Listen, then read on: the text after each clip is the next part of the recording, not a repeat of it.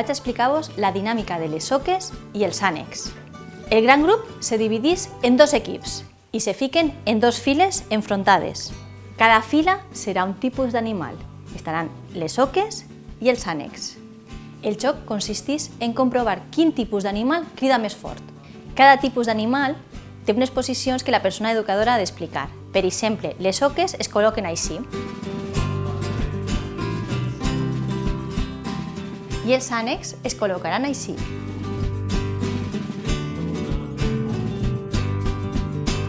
I mentre n'hi haurà una cançó que fa: les soques van descalces, descalces, descalces, les soques van descalces i els ànecs també, i els ànecs també. I així, en aquesta cançó, han d'anar les soques cap als ànecs i els ànecs cap a les soques. I guanya l'animal que crida més fort.